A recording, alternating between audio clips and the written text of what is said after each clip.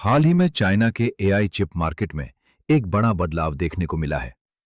कभी चाइना के AI sector पर एनवीडिया का लगभग पूरा दबदबा था, लेकिन अब तस्वीर तेजी से बदल रही है।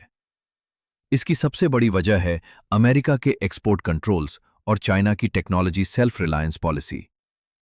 एनवीडिया दुनिया की सबसे बड़ी एआई चिप कंपनी है, लेकिन अमेरिका ने उसके सबसे एडवांस एआई चिप्स जैसे H100 और H200 को चाइना में बेचने पर रोक लगा दी। चाइना के लिए बनाए गए H200 चिप्स पर भी बाद में सख्त प्रतिबंध लगा दिए गए।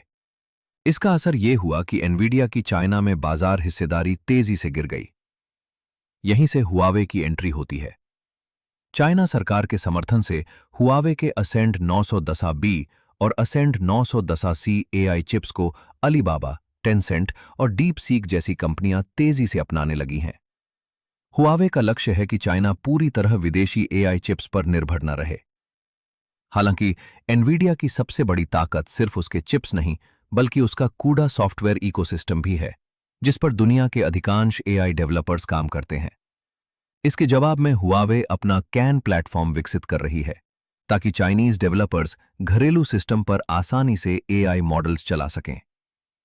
दिलचस्प बात यह है कि प्रतिबंधों के बावजूद चाइना में एनवीडिया के एडवांस्ड चिप्स की ब्लैक मार्केट भी तेजी से बढ़ रही है। कई कंपनियां विदेशों के क्लाउड डेटा सेंटर्स किराए पर लेकर एनवीडिया जीपीयूज का इस्तेमाल कर रही हैं। दूसरी तरफ हुआवे को चिप मैन्युफैक्चरिंग में चुनौतियों का सामना करना पड़ रहा है। एडवांस्ड ईयूवी मशीन्स न मिलने के कारण उसकी पार्टनर कंपनी एसएमआईसी पुरानी डीयूवी टेक्नोलॉजी से चिप्स बना रही है, जिससे उत्पादन महंगा और कठिन हो जाता है। फिलहाल एनवीडिया अब भी सबसे बड़ी एआई चिप कंपनी बनी हुई है, जो कि अमेरिका, यूरोप और भारत जैसे देशों में उसके नए ब्लैकवेल एआई चिप्स की भारी मांग है। लेकिन चाइना के अंदर एआई चिप रेस में हुआवे तेजी से एनवीडिया की जगह ले रही है। यानी अब एआई चिप कंपटीशन केवल टेक्नोलॉजी की नहीं, बल्कि जियोपॉलिटिक्स, नेशनल सिक्योरिटी और टेक्नोलॉजिकल सेल्फ रिलायंस की भी सबसे बड़ी लड़ाई बन चुकी है।